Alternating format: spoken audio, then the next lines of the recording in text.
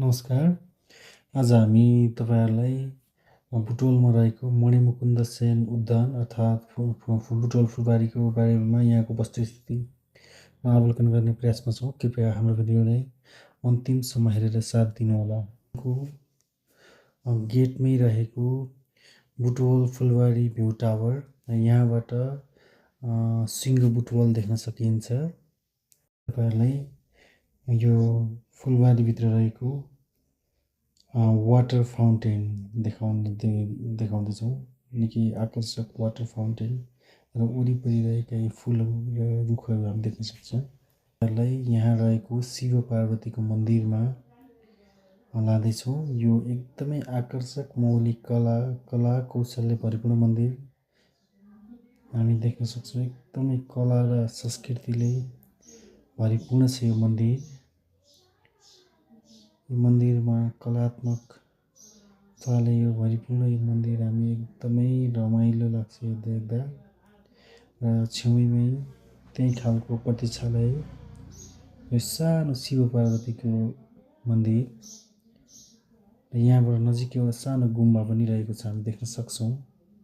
अब हामी तपाईहरुलाई यहाँ रहेको शहीद स्मारक पार्कमा लग्दैछौँ।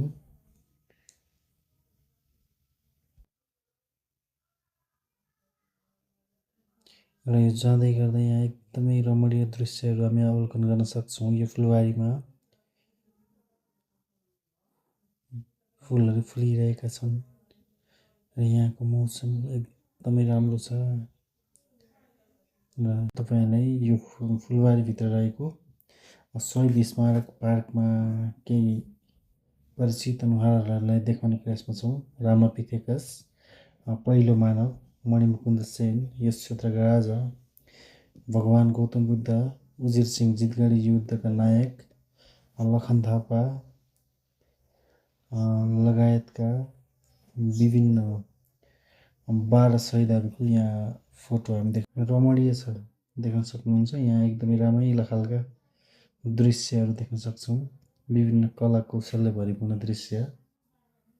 र अब हामी तपाईहरुलाई देखाउँदैछौँ बुटवलमा रहेको यो फुलबारी कला केन्द्र,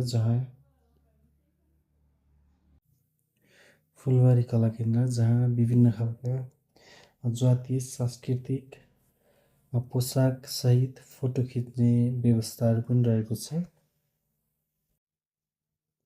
रमाइलो दृश्यहरू जता पनि रमाइलो छ, एकदमै राम्रो छ। र अब हामी तपाईहरुलाई लाँदैछौँ यस क्षेत्रकी मौलिक संस्कृति बोकेको 1557 मा राजा मणिमुकुन्द सेनबाट निर्मित यो राजदरबार अहिले भग्नावशेष मात्र रहेको छ। तर पनि केही आकृतिहरू हामी देख्न सक्छौँ। एकदमै रमणीय छ। धन्यवाद। हाम्रो यो भिडियोलाई अहिलेसम्म हेरेर साथ दिने सम्पूर्ण शुभचिन्तकहरूलाई धेरै धेरै धन्यवाद।